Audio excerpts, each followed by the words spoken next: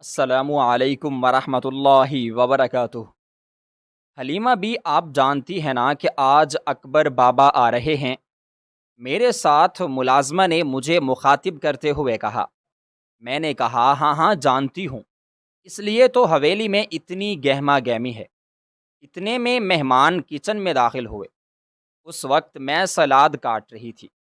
میں اپنا تمام کام مکمل کر چکی تھی تو مالکن مجھ سے کہنے لگیں کہ حلیمہ بھی، میں چاہوں گی کہ اب آپ کچھ دیر آرام کر لیں اور اس کے بعد اکبر کا کمرہ صاف کر لیں۔ وہ آج رات 7 بجے تک یہاں پاکستان پہنچ جائیں گے۔ میں نے کہا جی مالکن، جیسے آپ کہیں۔ اس کے بعد مالکن آگے بڑھیں اور انہوں نے باری باری تمام کھانے چیک کیے۔ مجھے 10 برس ہو چکے تھے یہاں پر خان سامہ ماں کے طور پر کام کرتے ہوئے۔ میں نے ابھی تک اکبر بابا کو نہیں دیکھا تھا، کیونکہ وہ اس سے پہلے پاکستان آئے ہی نہیں تھے۔ وہ پہلی بار پاکستان آ رہے تھے۔ سب لوگ بہت زیادہ خوش تھے۔ مالک اور مالکن کے تو جیسے پاؤں زمین پر ہی نہیں لگ رہے تھے۔ مالک اور مالکن ہم تمام ملازمین کا بہت اچھے سے خیال رکھتے تھے۔ ہمارے کھانے پینے سے لے کر ہمارے پہننے اوڑھنے تک کی تمام ذمہ داری انہوں نے اپنے سر پر لی ہوئی تھی۔ ہم سب لوگ بہت خوش تھے۔ میں یتیم لاوارث بوڑھی عورت جس کا اس دنیا میں کوئی بھی نہیں تھا، ان کو مالکن اور مالک نے پناہ دی تھی اور بالکل بہت عزت سے رکھتے تھے، اور ہم لوگ بھی پوری دل جمی کے ساتھ اور بہت محبت سے مالکن اور مالک کا کام کاج کیا کرتے تھے۔ مالک نے تمام کھانے چیک کیے، جبکہ مالکن کچن سے باہر چلی گئیں۔ صبح سے کچن میں کام کر کر کے میری طبیعت بھی کچھ ناساز سی تھی، کچھ عمر کا تقاضا بھی تھا۔ میں نے مالکن سے کہا کہ میں اپنا تمام کام مکمل کر چکی ہوں، کچھ دیر جا کر آرام کرنا چاہتی ہوں۔ تو مالکن نے کہا کہ ٹھیک ہے، اگر زیادہ طبیعت خراب ہے تو ڈاکٹر کے ساتھ تم ڈاکٹر کے پاس چلی جاؤ، اس کے بعد آرام کر لینا۔ میں نے کہا جی ٹھیک ہے۔ مالک نے گاڑی نکلوائی تو میں ڈاکٹر کے پاس گئی۔ ڈاکٹروں نے کہا کہ معمولی سا بلڈ پریشر اوپر نیچے ہوئے ہے، باقی طبیعت ٹھیک ہے۔ دوائی لے کر میں واپس اپنے کوارٹر میں آ گئی۔ وہاں آ کر سونے کی کوشش کرنے لگی، مگر نیند نہیں آ رہی تھی۔ ایک عجیب سی بے چینی تھی جو مجھے مسلسل بے چین کر رہی تھی۔ گھبراہٹ تھی کہ کم ہونے کا نام ہی نہیں لے رہی تھی۔ مجھے آج اپنے بیٹے کی بہت ساری یاد آ رہی تھی، جو برسوں پہلے مجھ سے بچھڑ گیا تھا۔ میں سوچنے لگی کہ مجھ جیسی بد نصیب ماں بھی کوئی ہوگی جسے اولاد تو ملی مگر وہ اس کی حفاظت بھی نہ کر سکی۔ بس یہی سوچ کر میں زاروں قطار رو رہی تھی۔ میں اپنے بیٹے کی تصویر ہمیشہ تکیے کے نیچے رکھ کر سوتی تھی۔ کروٹ پہ کروٹ بدلنے کے باوجود مجھے کہیں پر بھی چین نہیں مل رہا تھا۔ میں اٹھی اور ایک گلاس پانی بغیر سانس لیے پی لیا۔ میرے دل میں بہت عجیب سی گھبراہٹ تھی۔ یوں لگ رہا تھا جیسے یہ گھبراہٹ میری جان ہی لے لے گی۔ میں واپس چارپائی پر آ کر بیٹھ گئی اور تکیے کے نیچے سے اپنے بیٹے کی تصویر نکال کر اسے چوم کر زاروں قطار رونے لگی۔ میں اپنے بیٹے کی تصویر کے ساتھ باتیں کرنے لگ گئی کہ آخر تم مجھے کیوں چھوڑ کر چلے گئے؟ تم تو میرے بڑھاپے کا واحد سہارا تھے۔ اگر آج تم میرے ساتھ ہوتے تو مجھے یوں لوگوں کے گھروں میں کام نہ کرنا پڑتا۔ میری آنکھوں سے آنسو جاری تھے کہ اتنے میں دروازے پر دستک ہوئی تو میں اچانک چونک گئی، کیونکہ میں نے اپنے بیٹے کے بارے میں کسی کو بھی نہیں بتایا ہوا تھا۔ میں نے جلدی سے تصویر کو چھپانے کی کوشش کی تو وہ زمین پر گر گئی۔ اتنے میں دوسری ملازمہ آئی جس کا نام شکیلہ تھا۔ وہ مجھ سے کہنے لگی کہ حلیمہ بی بی، آپ کو مالکن بلا رہی ہیں۔ میں نے کہا کہ ہاں ٹھیک ہے، تم چلو میں آ رہی ہوں۔ میں نے تصویر کو زمین سے اٹھا کر واپس تکیے کے نیچے رکھا اور مالکن کی بات سننے کے لیے حویلی چلی گئی۔ مالکن نے کہا کہ اکبر بابا کا کمرہ آپ ہی صاف کریں، اس لیے میں نے کہا کہ جی ٹھیک ہے، کیونکہ وہ میرے علاوہ کسی پر بھروسہ نہیں کر سکتی تھیں۔ میں کمرے میں گئی اور میں نے تمام کمرے کی صفائی مکمل کی۔ میں واپس کچن میں آ گئی کیونکہ میں کوئی بھی کمی یا کوتاہی نہیں رہنے دینا چاہتی تھی۔ میں نے تمام کھانوں کو دوبارہ چیک کیا، تمام پلیٹیں وغیرہ صاف کیں، تو مجھے ہلکے ہلکے چکر محسوس ہونے لگے۔ اس وقت شام کے 6:30 بج رہے تھے۔ میں نے مالکن سے کہا کہ مالکن، میری طبیعت کچھ زیادہ ہی خراب ہو رہی ہے، میں اپنے کوارٹر میں جا رہی ہوں، یہاں پر میں نے اپنا تمام کام کاج مکمل کر لیا ہے۔ تو مالکن نے کہا کہ ٹھیک ہے حلیمہ بھی، آپ یہاں سے جا سکتی ہیں۔ میں واپس اپنے کوارٹر میں آ گئی اور دوبارہ اپنے بیٹے کی تصویر اٹھائے اس سے باتیں کرنے لگی۔ مجھے یوں محسوس ہوا کہ شاید میرے کمرے کی طرف کسی کے آنے کی آہٹ ہو رہی ہے۔ میں نے جلدی سے تصویر کو چھپانے کی کوشش کی تو وہ نیچے گر گئی۔ اتنے میں مالکن کمرے کے اندر داخل ہو گئیں تو میں گھبرا کر اٹھ بیٹھی، کیونکہ میں نے مالکن کو یا کسی کو بھی اپنے بیٹے کے بارے میں کبھی کچھ نہیں بتایا تھا اور نہ ہی کبھی اپنے ماضی کا کوئی ذکر کیا تھا۔ مالکن نے جھک کر وہ تصویر اٹھائی تو میں نے گھبراہٹ میں ان کے ہاتھ سے وہ تصویر چھین لی، لیکن اس وقت تک وہ تصویر دیکھ چکی تھیں۔ وہ مجھے حیرانی سے بولتے ہوئے بولیں کہ یہ کون ہے؟ میں ہڑبڑا کر کچھ بھی بول نہ سکی۔ مالکن نے میرا ہاتھ پکڑ کر پوچھا کہ حلیمہ بھی، مجھے بتاؤ کہ یہ کون ہے اور تمہاری طبیعت آج اس قدر خراب کیوں ہو رہی ہے؟ تم 10 برس سے یہاں پر کام کر رہی ہو، لیکن پہلی بار میں نے تمہاری ایسی طبیعت یا ایسی حالت دیکھی ہے۔ آخر مسئلہ کیا ہے؟ میری پیشانی پر پسینہ بہنے لگا تھا۔ میں نے اپنی پیشانی اپنے دوپٹے سے صاف کی تو مالکن میرے پاس چارپائی پر بیٹھ گئیں اور مجھے بھی بٹھا لیا اور کہنے لگیں کہ مجھے بتاؤ کہ یہ تصویر کس کی ہے جسے دیکھ کر تم زارو قطار رو رہی ہو؟ تو مالکن سے کہا کہ یہ میرا بیٹا ہے۔ مالکن کی آنکھیں پھٹی کی پھٹی رہ گئیں۔ وہ چونک گئی اور کہنے لگیں کہ یہ کیسے ممکن ہے؟ میں نے کہا کیوں مالکن، کیا ہوا؟ تو مجھ سے کہنے لگیں کہ یہ تو اس وقت مالکن نے جو کہا اس نے میرے پیروں تلے سے زمین ہی کھینچ لی تھی۔ میرا نام حلیمہ ہے اور میں سیال کوٹ کے ایک چھوٹے سے محلے کوٹ کی رہنے والی ہوں۔ ہم 2 بہن بھائی تھے، ایک چھوٹا سا مگر محبت بھرا خاندان۔ میرے والد ایک عام مگر غیر معمول انسان تھے جو ایک دن کام کرتے تھے اور اپنی محدود آمدنی میں بھی ہماری ہر خواہش کو پورا کرنے کی کوشش کرتے تھے۔ وہ متوسط طبقے سے تعلق رکھتے تھے، مگر ان کے حوصلے، ان کا خلوص اور ان کی شفقت ہمیں کسی امیر سے کم محسوس نہ ہونے دیتے تھے۔ میں بچپن میں نہایت شرمیلی اور سادہ سی لڑکی تھی، زیادہ تر وقت اپنی ماں کے ساتھ گزارتی تھی۔ تعلیم کے لحاظ سے بس قرآن پاک کی تعلیم حاصل کی، لیکن میرے بھائی نے میٹرک کیا ہوا تھا۔ وہ نہ صرف مجھ سے بڑا تھا بلکہ مجھ سے بے پناہ محبت بھی کرتا تھا۔ وہ میرے لیے بھائی نہیں بلکہ ایک سائبان تھا جو ہر دکھ سکھ میں میرا محافظ بنا رہتا۔ میرے ابا کی محبت ایسی تھی جیسے دریا کا پانی جو بہتا رہے اور سب کو سیراب کرتا جائے۔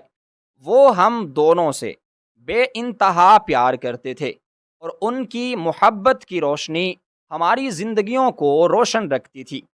والدہ ان پر اپنی جان چھڑکتی تھیں۔ ان کی ہر بات کو ہر فاخر مانتی تھیں۔ ہمارے گھر میں گو دولت نہ تھی، مگر سکون اور محبت کی دولت ہر کونے میں بکھری ہوئی تھی۔ ابا جو بھی روکھا سوکھا کماتے وہ سب کا سب ہم پر خرچ کر دیتے۔ انہوں نے کبھی ہمارے چہروں پر اداسی کا سایہ تک آنے نہ دیا۔ ان کی فراغ دلی ایسی تھی کہ خود بھوکے رہ لیتے مگر ہمیں بھوکا نہ سونے دے سکتے تھے۔ لیکن یہ سکون، یہ محبت، یہ سب کچھ اس دن ٹوٹ گیا جب میں صرف 6 سال کی تھی۔ میری ماں کو اچانک دل کا دورہ پڑا اور وہ ہمیں ہمیشہ کے لیے چھوڑ گئیں۔ ماں کے جانے سے جیسے پورا آسمان ہمارے سروں سے چھن گیا۔ ان کے بغیر ہمارا گھر ویران ہو گیا، ہر چیز بے رنگ لگنے لگی۔ میں تو بس ایک چھوٹی سی بچی تھی، مگر اس دن میں جیسے لمحوں میں بڑی ہو گئی۔ والدہ کے انتقال کے بعد ہماری زندگی جیسے ایک دم بدل گئی۔ ماں کے جانے کے بعد گھر کی رونق جیسے چھین سی گئی ہو، ہر طرف خاموشی ہی خاموشی اور ویرانی کا ہی راج ہو گیا۔ میں ابھی چھوٹی تھی، دکھ کا مفہوم شاید پوری طرح نہ سمجھتی تھی، مگر ماں کی گود، ان کی آواز، ان کے ہاتھوں کا لمس، سب کچھ جیسے چھن گیا تھا۔ ابا کے چہرے پر ایک دائمی سی اداسی چھا گئی تھی۔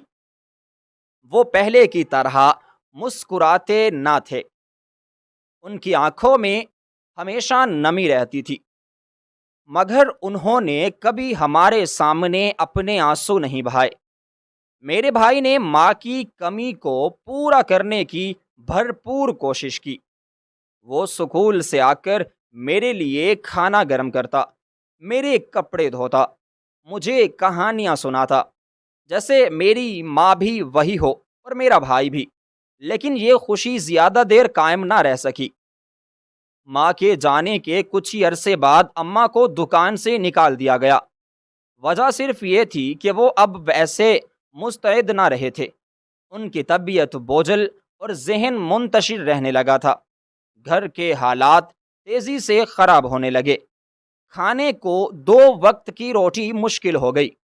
کبھی رات فاقوں میں گزر جاتی تو ابا ہمیں بہلا کر سلا دیتے۔ میں اور میرا بھائی بھوک کو ہنسی میں چھپانے کی کوشش کرتے، مگر اندر ہی اندر جیسے ہم ٹوٹ رہے تھے۔ ایک دن ابا جان بیمار پڑ گئے۔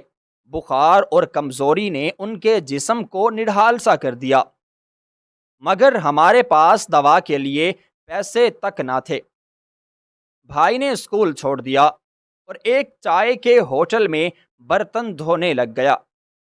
اس کے ہاتھ چھالوں سے بھر گئے، مگر کبھی شکایت نہ کی۔ وہ مجھے کہتا، حلیمہ تو بس پڑھ، تو کچھ بن جا، ماں کی دعا تو ہی ہے۔ لیکن میں پڑھ پاتی جب پیٹ خالی ہو، سر پر چھت کا خوف ہو، تو کتابیں بھی بے معنی لگتی ہیں۔ پھر وہ دن آیا جس نے میرے دل کو چیر کر کے رکھ دیا۔ ابا کی بیماری شدت اختیار کر گئی اور ایک رات وہ ہمیں ہمیشہ کے لیے چھوڑ گئے۔ اس دن یتیمی کا مطلب مجھ پر کھلا۔ ماں کی جدائی دکھ تھی، مگر باپ کے بعد تو جیسے زمین ہی کھسک گئی ہو۔ اب میں اور میرا بھائی تنہا رہ گئے۔ کوئی دروازہ کھٹکھٹانے والا نہ تھا، کوئی پرسانے حال نہ تھا۔ رشتہ داروں نے پیٹ پھیر لی، محلے والے ترس تو کھاتے تھے مگر مدد کرنے سے کتراتے۔ ہم نے کئی راتیں بھوکے سونے میں گزار دیں، کئی دن ننگے پاؤں گلیوں میں کام کی تلاش میں مارے مارے پھرتے۔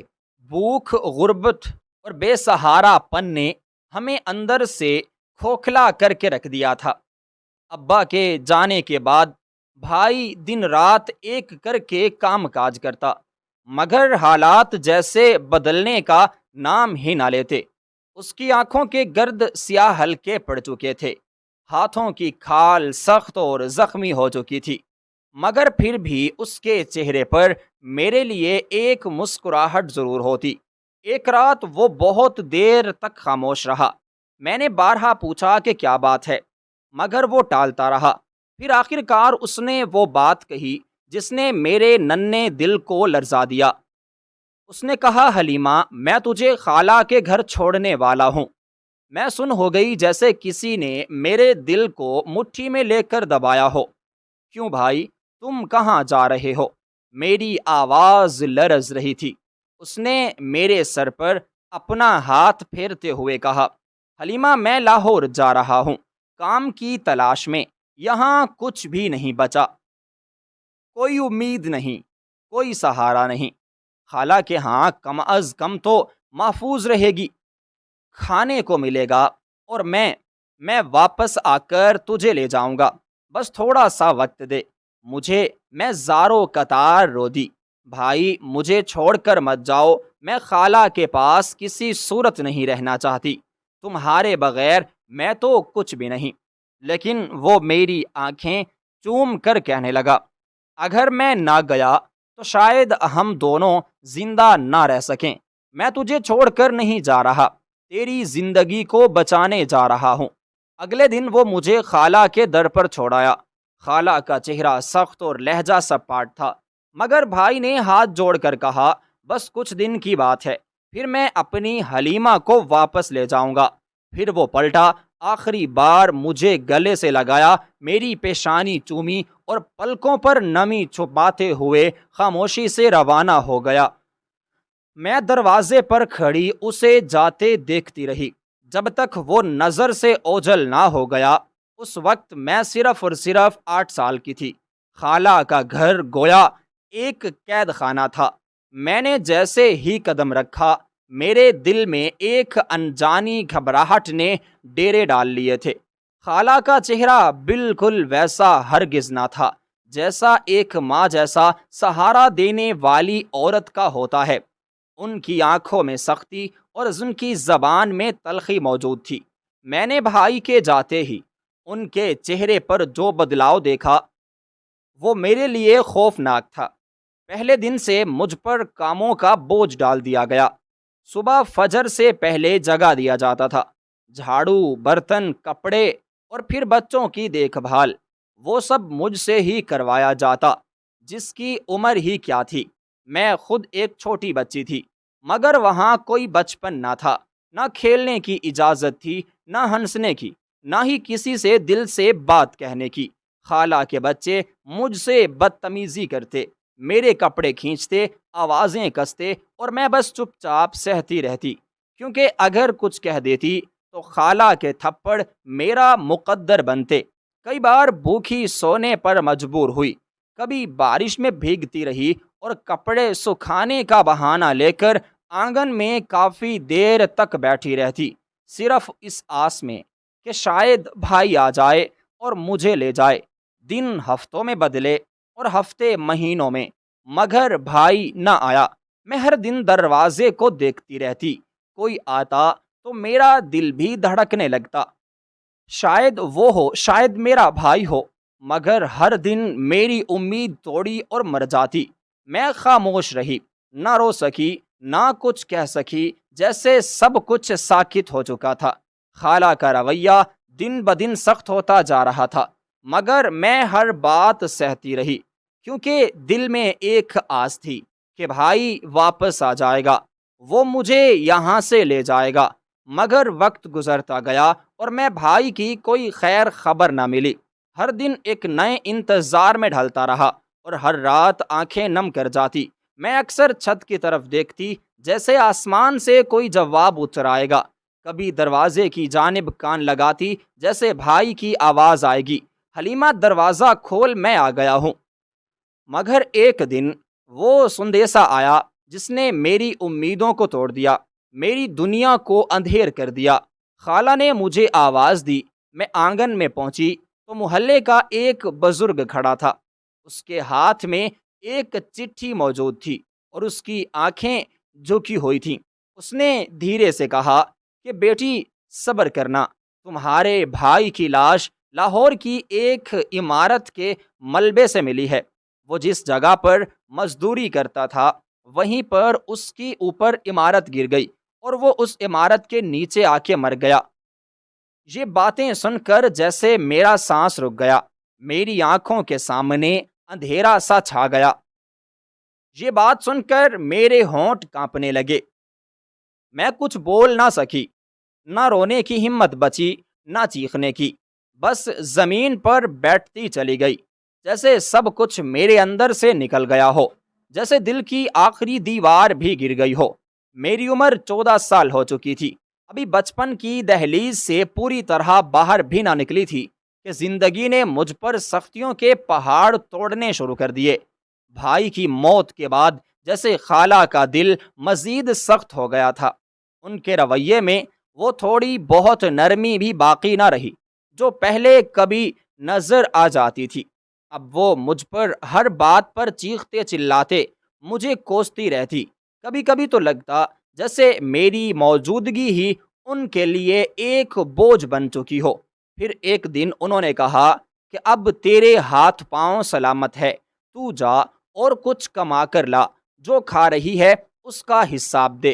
مجھ جیسی کمزور اور سہمی ہوئی بچی کے لیے یہ الفاظ کسی تازیانے سے کم نہ تھے، مگر میں نے خاموشی کے ساتھ اپنا سر جھکا لیا۔ خالہ نے مجھے محلے کے چند گھروں میں کام کاج کرنے کے لیے بھیجنا شروع کر دیا۔ صبح سویرے مجھے جگا دیتی اور مختلف گھروں کے پتوں کے ساتھ مجھے روانہ کر دیتی، جہاں برتن دھونا، کپڑے دھونا، جھاڑو پوچھا لگانا میری ذمہ داری بن گئی۔ میں تھکن سے چور ہو جاتی، مگر خالہ کو کبھی ترس نہ آیا۔ اگر کام سے ذرا دیر ہو جاتی یا کسی دن کسی گھر سے چھٹی ہو جاتی تو ان کا ہاتھ میرے چہرے پر آ پڑتا، ان کے الفاظ میرے دل پر نشتر بن کر لگتے۔ اکثر سوچتی، کیا میرے نصیب میں یہی سب لکھا تھا؟ کیا بھائی نے جو وعدہ کیا تھا وہ کبھی پورا نہ ہو سکے گا؟ کیا مجھے ہمیشہ کے لیے یہ درد سہنے ہیں؟ کیا میری زندگی میں کبھی کوئی صبح نہیں آئی جن کی میں ابھی صرف 14 برس کی تھی؟ مگر وقت سے پہلے ہی حالات نے مجھے عمر سے بھی کہیں بڑا بنا دیا تھا۔ غربت نے مجھ سے میرے خواب چھین لیے تھے اور بیوگانہ پن نے میرے چہرے سے وہ بچپنا چھین لیا تھا جو شاید ہر لڑکی کا حق ہوتا ہے، لیکن پھر بھی میرے چہرے پر ایک عجیب سی کشش موجود تھی، ایک معصومیت جو ہر کسی کو اپنی طرف متوجہ کرتی تھی۔ میں صبح سویرے جب کام کاج کرنے کے لیے گلی سے گزرتی تو میں محسوس کرتی کہ کوئی نگاہیں میرا پیچھا کرتی ہیں۔ پہلے تو میں نے دھیان نہ دیا، لیکن جب یہ روز کا معمول بن گیا تو ایک دن میں نے نظریں اٹھا کر دیکھ ہی لیا۔ وہ گلی کے نکڑ پر کھڑا ایک لڑکا تھا، عمر مجھ سے بھی چند سال بڑا ہوگا، شکل سے پڑھا لکھا اور نرم مزاج لگتا تھا۔ اس کی نظریں ہر بار میری طرف ہوتی جیسے وہ مجھے کچھ کہنا چاہتا ہو، مگر الفاظ اس کے ہونٹوں تک نہ پہنچتے۔ پہلے پہل تو میں شرم سے نظریں جھکا لیتی، مگر پھر نہ جانے کب میری نظریں بھی اسے تلاش کرنے لگیں، نہ جانے کب وہ اجنبی میرے دل کی دھڑکن بن گیا تھا۔ شاید میری سنجیدگی نے اور خاموشی نے اسے متوجہ کیا تھا، یا شاید میری مجبوریاں اس کے دل کو چھو گئی تھیں۔ ایک دن جب میں گھر پر واپس آ رہی تھی تو وہ میری راہ میں آ کھڑا ہوا اور آہستہ سے بولا، تم روز گزرتی ہو اور میں بس تمہیں دیکھتا رہتا ہوں، تم جانتی بھی ہو کہ تم کتنی خوبصورت ہو۔ میرے قدم یہ بات سن کر ٹھٹک گئے۔ میں نے حیرت سے اور شرم کے ملے جلے جذبات کے ساتھ اس کی طرف دیکھا۔ کچھ کہے بغیر تیز قدموں سے آگے بڑھ گئی، لیکن دل کی دھڑکنیں میری خاموشی میں چھپ نہ سکی تھیں۔ آہستہ آہستہ میں فارس سے بات کرنے لگی، وہی جو کبھی گلی کی نکڑ پر چپ چاپ کھڑا رہتا تھا اب میرے ساتھ ساتھ چلنے لگا تھا۔ صبح جب میں کام پر جاتی تو وہ راستے میں کہیں نہ کہیں کھڑا ہو کر میرا انتظار کرتا ہوتا اور ہم دونوں ساتھ ساتھ چلتے۔ کچھ ہی دنوں میں ہمارے بیچ وہ خاموشی ٹوٹ گئی جو کبھی ہمیں گھیرے رکھتی تھی۔ اب ہم ڈھیروں باتیں کرتے تھے، وہ میرے دکھ سنتا، میں اس کے سوالوں کے جواب دیتی۔ اس نے کبھی میری غربت یا میری کم عمری کا مذاق نہیں اڑایا، بلکہ اس کی آنکھوں میں میرے لیے ایک عجیب سی نرمی بھی موجود تھی اور سچائی بھی تھی۔ میں اپنے دل کی ہر بات اس سے کہہ دیتی، کبھی خالہ کے سلوک کا شکوہ کرتی تو کبھی اپنے مرے ہوئے بھائی جان کی یاد میں رو پڑتی، اور وہ بس سنتا رہتا، بڑے ہی تحمل کے ساتھ، جیسے میری ہر ٹوٹی ہوئی بات کو وہ اپنے دل میں سنبھال رہا ہو۔ میں کبھی سوچتی کہ آخر وہ مجھ جیسی ایک کام کرنے والی لڑکی کے ساتھ کیوں چلتا ہے، کیوں ہر روز میرا انتظار کرتا ہے؟ مگر میرے دل کے کسی کونے میں ایک خاموشی خوشی تھی، جیسے برسوں بعد کسی نے میرے درد کو اپنی توجہ دی ہو۔ فارس میری زندگی کی ان اندھیری راہوں میں ایک چراغ بننے والا تھا۔ اس کے ساتھ ہوتے ہوئے اپنے سارے غم بھول جاتی تھی، اور بس یہی لمحے میرے لیے سب کچھ بن گئے تھے۔ وہ عمر میں مجھ سے تھوڑا بڑا تھا، مگر دل کا بہت صاف تھا اور نیت کا سچا تھا۔ اس کی باتوں میں وہ اپنائیت تھی جو برسوں بعد میرے نصیب میں آئی تھی۔ ایک دن جب ہم حسب معمول راستے میں ساتھ ساتھ جا رہے تھے تو وہ اچانک رک گیا۔ اس کی آنکھوں میں ایک عجب سی سنجیدگی تھی۔ اس نے کہا کہ حلیمہ، میں تم سے بہت محبت کرتا ہوں، میں تم سے نکاح کرنا چاہتا ہوں، میں تمہیں اس سب زندگی سے نکالنا چاہتا ہوں جس میں تم صرف تکلیف سہ رہی ہو۔ میں حیران رہ گئی، میرا تو دل جیسے دھڑکنا ہی بھول گیا تھا۔ میں نے دھیرے سے کہا، فارس، میں تمہاری بات کو جھوٹ نہیں کہہ رہی، مگر خالہ کی اجازت کے بغیر میں کچھ نہیں کر سکتی۔ میں ان کے رحم و کرم پر ہوں، ان کا اختیار میرے پاس نہیں۔ فارس نے کہا کہ اگر خالہ سے بات کرنی پڑی تو میں خود جا کر کروں گا، مگر میں نے اسے روکا، کہا کہ ابھی وقت نہیں آیا۔ جب میں گھر پہنچی تو خالہ کا چہرہ عجیب سا لگا۔ اس کی آنکھوں میں ایک اور ہی رنگ تھا، جیسے کوئی سودا کر آئی ہو۔ میں نے کچھ نہ پوچھا، بس میں اپنے کمرے میں جا کر بیٹھ گئی۔ اگلی صبح جب مجھے جگایا گیا تو خالہ نے کہا کہ تیار ہو جا، تیری قسمت بدلنے والی ہے۔ میں نے پوچھا کہ کہاں جانا ہے تو وہ ہنسنے لگی اور بولی، ایک بوڑھا بہت امیر آدمی ہے، اسے ایک نوکرانی سے نکاح کرنا ہے، تیرے نصیب جاگے ہیں۔ آج میری تو چیخ نکل گئی، خالہ یہ کیا کہہ رہی ہیں؟ میں نے رو رو کر ان سے التجا کی، مگر وہ تو بے حس بنی رہی اور اپنے لالچ میں مجھے اس کے ساتھ روانہ کر دیا، جیسے میں کوئی چیز ہوں، انسان نہیں۔ میرے دل میں فارس کی باتیں گونج رہی تھیں اور میرے قدم تو لرز رہے تھے کہ اب میری زندگی کس تاریکی میں داخل ہونے جا رہی ہے۔ اسی رات جب وہ بڈھا میرے کمرے میں آیا تو میں نے اپنی ہمت جمع کی اور فوراً ہی اس کے سر پر ڈنڈا مارا اور اسے بے ہوش کر دیا۔ میرا دل زور زور سے دھڑک رہا تھا، لیکن میں جانتی تھی کہ یہی واحد راستہ ہے اپنی عزت اور آزادی بچانے کا۔ میں فوراً اٹھ کر باہر نکل گئی اور بھاگتی ہوئی فارس کے پاس پہنچ گئی۔ فارس نے میرا حال سن کر کوئی دیر نہ کی، ہم نے فوراً سے نکاح کر لیا۔ اس پل میری زندگی میں پہلی بار امید کی کرن روشن ہوئی تھی۔ ہم نے مل کر اپنی زندگی کا آغاز کیا، جہاں میں نے اپنے آپ کو دوبارہ زندہ محسوس کیا۔ فارس میرے ساتھ تھا، میری حفاظت کر رہا تھا اور وہ میرے غم کو بھی بانٹ رہا تھا۔ میں تو بہت زیادہ خوش تھی۔ فارس میرے ساتھ تھا اور ہر دن ہماری محبت اور سمجھ بوجھ میں بھی اضافہ ہو رہا تھا۔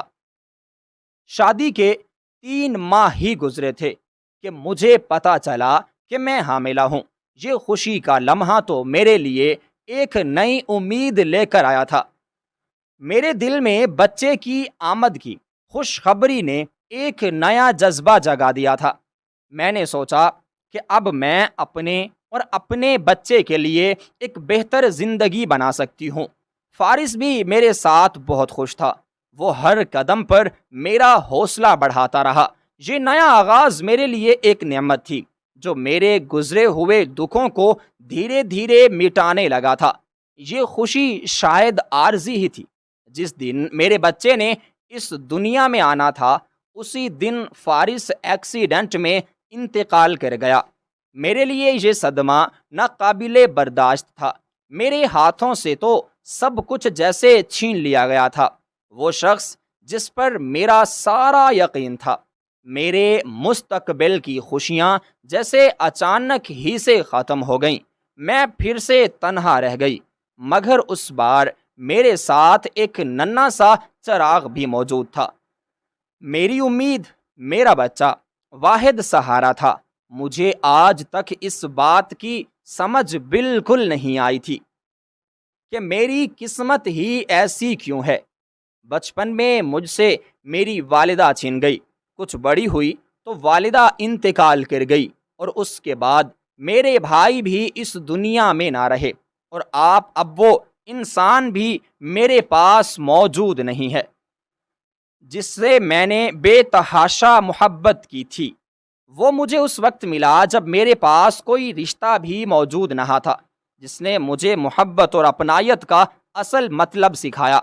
جن میں اب اپنے بچے کے ساتھ مصروف تھی، اس کے لیے پھر سے میں لوگوں کے گھروں میں کام کاج کرنے لگی تھی تاکہ میں اسے ایک اچھی زندگی بھی دے سکوں۔ وقت گزرتا جا رہا تھا۔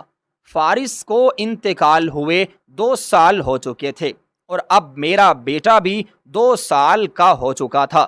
اس کے اخراجات بڑھنے لگے تھے اور میری محنت بھی۔ میں تنہا بس زندگی کو گزارے جا رہی تھی۔ میرا تو کوئی بھی رشتہ دار بھی نہ تھا۔ ایک خالہ جان تھی، اس نے کبھی ظلم کے پہاڑ توڑ دیے۔ اب بس میرا بیٹا ہی میرا واحد سہارا تھا۔ دن اور وقت گزرتا جا رہا تھا۔ شدید محنت کی وجہ سے میں بھی اب بیمار رہنے لگی تھی، لیکن میں اپنے بیٹے کو اچھی زندگی دینے کی ہر ممکن کوشش کر رہی تھی۔ آخر کار ایک وقت آیا کہ میں نے اپنے بیٹے کا داخلہ اسکول میں کروا دیا۔ وہ اسکول جانے لگا تھا۔ اس کی عمر 5 سال کی ہو چکی تھی۔ ایک دن میں اپنے کام پر چلی گئی تو میں اسے اسکول سے واپس لانا بھول گئی۔ شام کو جب میں گھر واپس آئی تو مجھے معلوم ہوا کہ میرے بیٹے تو گھر بھی واپس نہیں آیا تھا۔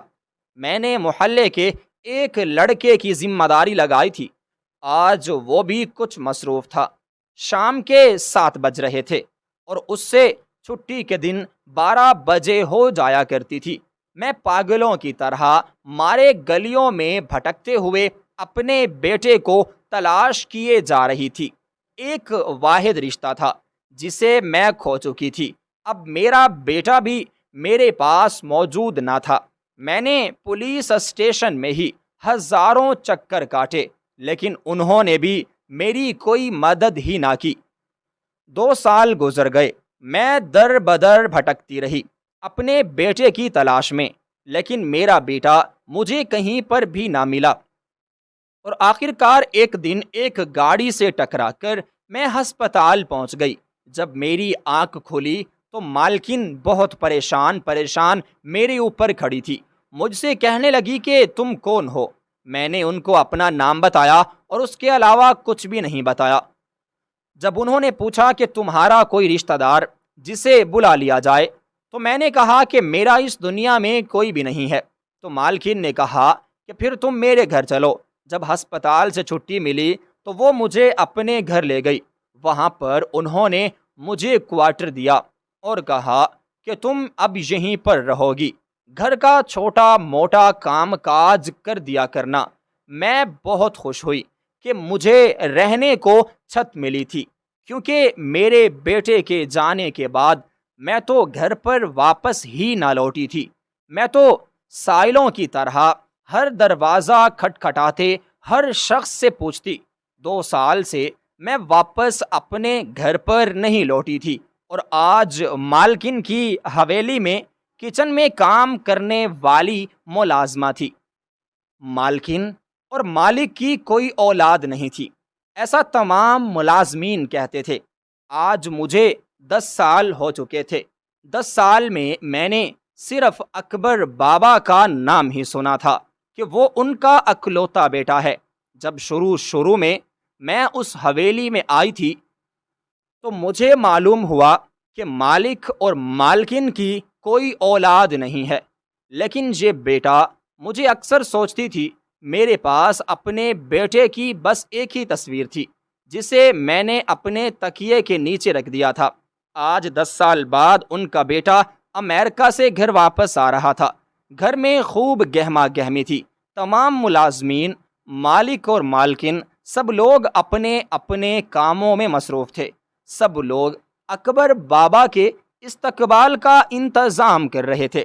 کچن کا تمام کام مکمل کرنے کے بعد میری طبیعت کچھ ناساز سی ہو گئی تو مالک نے ڈرائیور کے ذریعے مجھے ہسپتال بھجوا دیا۔ دوائی لینے کے بعد میں واپس اپنے کوارٹر میں آ گئی اور اپنے بیٹے کی تصویر کو سینے سے لگائے زاروں قطار رو رہی تھی کہ اتنے میں جن مالکن کمرے میں داخل ہو گئی۔ ہڑبڑا کر میں ہاتھ سے تصویر میرے نیچے گر گئی تو مالکن نے اس تصویر کو زبردستی اٹھا لیا اور مجھ سے سوال کرنے لگی کہ یہ کون ہے۔ میں نے ہڑبڑا کر وہ تصویر مالکن کے ہاتھ سے لے لی، کیونکہ میں نے انہیں اپنے بیٹے کے بارے میں کچھ بھی نہیں بتایا تھا۔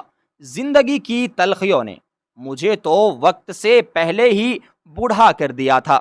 میں نے نظریں جھکا لیں تو حلیمہ مالکن نے مجھے پکڑ بیٹھایا اور پوچھا کہ حلیمہ بھی مجھے بتاؤ یہ کون ہے۔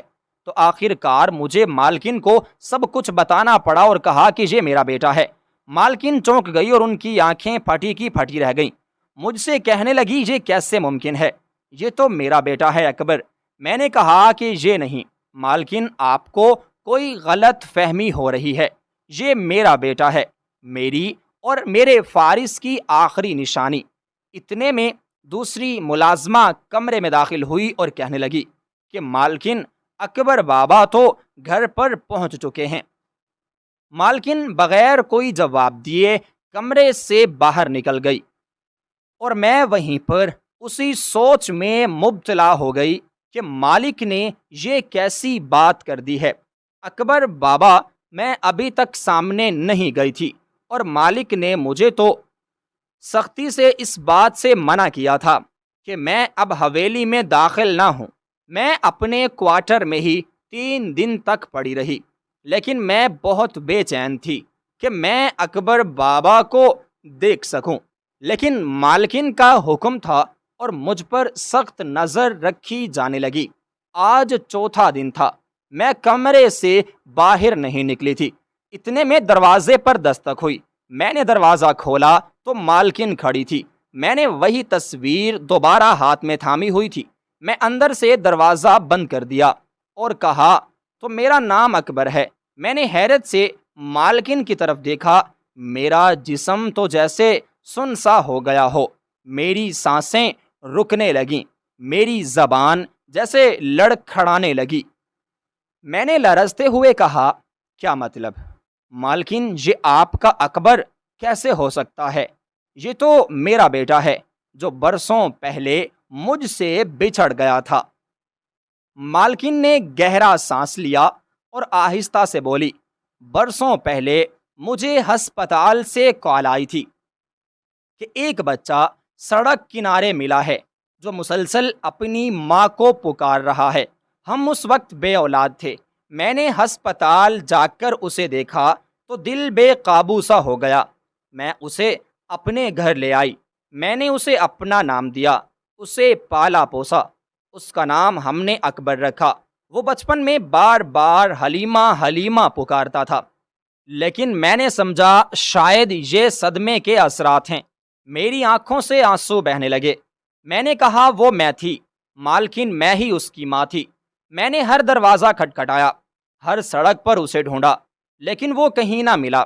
میرے شوہر کا انتقال ہو گیا، میں تنہا رہ گئی، مگر کبھی ہار نہ مانی، اور آج برسوں بعد اس کی تصویر میرے سامنے آئی تو میں خود پر قابو نہ رکھ سکی۔ مالکن چند لمحے خاموش رہیں، پھر میرا ہاتھ تھام کر بولی، اگر یہ سچ ہے تو حلیمہ تمہاری کوکھ کا پھل آج تمہیں لوٹانے کا وقت آ چکا ہے۔ اسی لمحے ملازمہ کی آواز آئی، مالکن اکبر بابا ڈرائنگ روم میں آ چکے ہیں۔ مالکن نے میری طرف دیکھا اور کہا، چلو حلیمہ، تمہارا بیٹا تمہارا انتظار کر رہا ہے۔ میں تو زار و قطار رو رہی تھی، میری ہچکی بندھی ہوئی تھی۔ میں بار بار سجدے میں جا کر رب کا شکر ادا کر رہی تھی کہ جسے میں نے کھو دیا سمجھا وہی پھل آج مجھے مل گیا۔ میری مالکن جن کے سہارے میں نے زندگی گزاری ان کا بھی شکر ادا کر رہی تھی کہ انہوں نے مجھے میرے بیٹے سے ملوا دیا۔ میری آنکھوں کے آنسو تھمنے کا نام نہیں لے رہے تھے۔ میں ننگے پاؤں بھاگتی ہوئی حویلی پہنچی جہاں وہ موجود تھا، میرے دل کا ٹکڑا، میرے جگر کا چین۔ میں دروازہ پھلانگ کر اندر گئی تو وہ صحن میں بیٹھا ہوا تھا۔ میں لپک کر اس کی طرف بڑھی اور اسے اپنے سینے سے لگا لیا، اسے زور سے بھینچ لیا جیسے میں کبھی اسے خود سے جدا نہ ہونے دوں گی۔ میں اس کے چہرے کو بار بار چوم رہی تھی اور میری زبان پر بس ایک ہی فقرہ موجود تھا، میرا بیٹا، میرا بچہ۔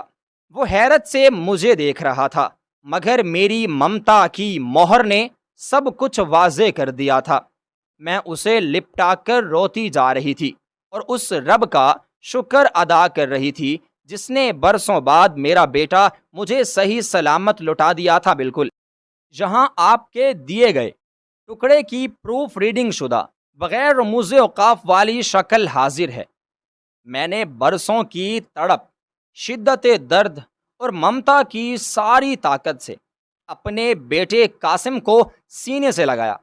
اس کے چہرے پر میں نے بوسے دیے، اس کی پیشانی کو چومتے ہوئے میری ہچکیاں بند گئیں۔ قاسم میرا بچہ، میرا لال، میں تیری ماں ہوں، میں واپس آ گئی ہوں بیٹا۔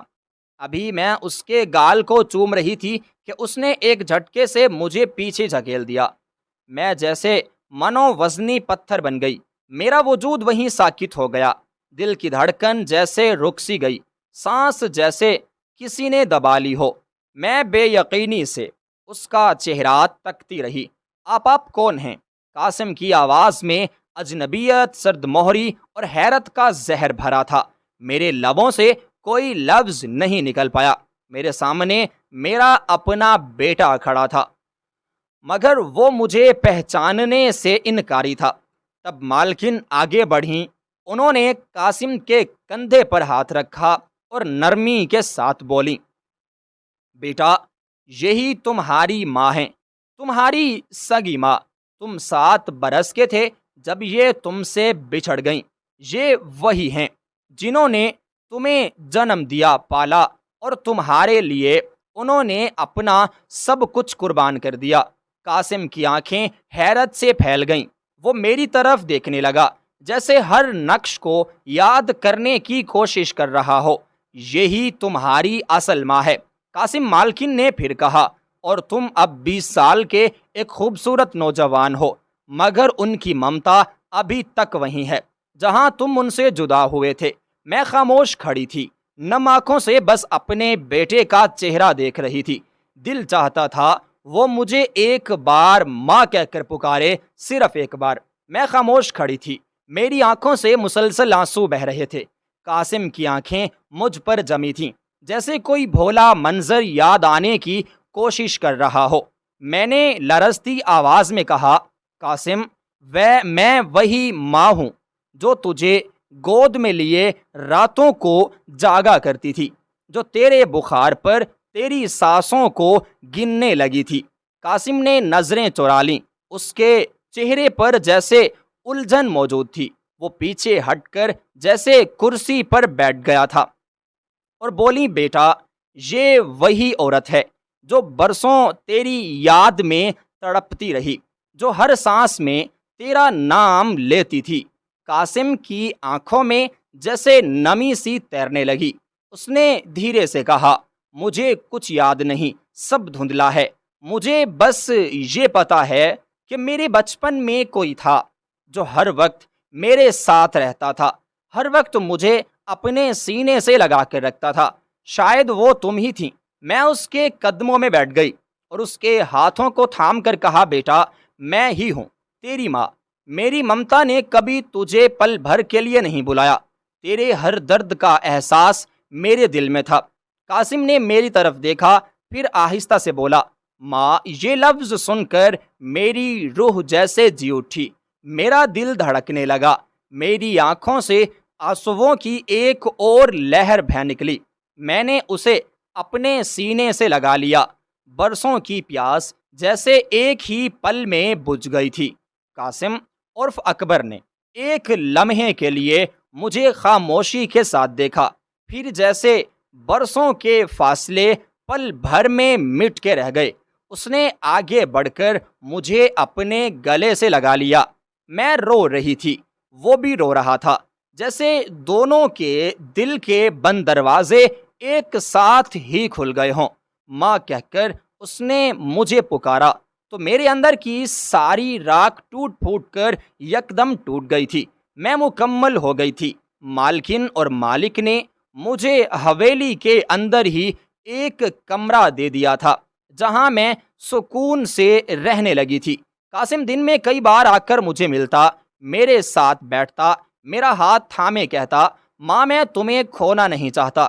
حویلی میں مجھے وہ پیار، وہ محبت، وہ عزت ملنے لگی جس کی میں برسوں سے پیاسی تھی، جیسے میرے زخم پر مرہم رکھا جا رہا ہو، جیسے میں کسی اندھیرے کنویں سے نکل کر روشنی کے گھر میں آ گئی ہوں۔ میں اب ٹھاٹ باٹ سے رہتی تھی، آرام و سکون کی زندگی کو گزار رہی تھی۔ میرے پاس ایک کمرہ تھا، عزت تھی، محبت تھی، میرا بیٹا میری آنکھوں کا تارا تھا۔ ایک دن دل میں آیا کہ جا کر خالہ کو دیکھوں، جنہوں نے بچپن میں میرے ساتھ ظلم کیے تھے۔ میں حویلی سے نکلی اور اسی پرانے محلے کی طرف گئی جہاں میری معصومیت کے دن گزرے تھے۔ خالہ تو اب بہت بزرگ ہو چکی تھیں، ان کا جسم فالج زدہ ہو چکا تھا، بلکہ ان کا جسم فالج سے مفلوج ہو چکا تھا۔ ان کی آنکھوں میں نمی اتری ہوئی تھی، جیسے برسوں کا پچھتاوا۔ ان کی خاموشی ہی ان کے دل کی آواز تھی۔ میں ان کے قریب گئی، ان کے بستر پر بیٹھ کر ان کا ہاتھ تھاما اور کہا، میں نے آپ کو خدا کے لیے معاف کیا، میں دل سے سب بھلا چکی ہوں۔ پھر میں واپس اپنی دنیا میں لوٹ آئی جہاں سکون تھا، خوشی تھی۔ مالکن اب میری ماں جیسی تھی۔ ہم دونوں نے مل کر قاسم کے لیے چاند سی دلہن تلاش کی جو نہ صرف خوبصورت بلکہ نیک سیرت بھی تھی۔ اب ہم سب ہنسی خوشی رہ رہے ہیں، میرا دل اب مطمئن ہے، میری زندگی کے تمام غم اب ماضی کا حصہ بن چکے ہیں۔ میں نے ہر درد کو پیچھے چھوڑ دیا اور اپنے رب کا شکر ادا کرتی ہوں جس نے مجھے میری کھوئی ہوئی دنیا لوٹا دی۔ زندگی نے مجھے کئی بار توڑا، کئی راستوں پر رلایا، مگر آخر کار صبر، محبت اور ماں کی ممتا نے فتح پائی۔ اب میرے لبوں پر شکر کا ترانہ ہے، میری آنکھوں میں سکون کی روشنی ہے اور میرے دل میں رب کی رضا ہے۔ یہ کہانی ہے ایک ماں کی جس نے اپنا سب کچھ کھو کر بھی سب کچھ پا لیا۔ یقین، صبر اور محبت کبھی رائے گاہ نہیں جاتے، بس ایک اچھے وقت کا انتظار کرنا ہوتا ہے۔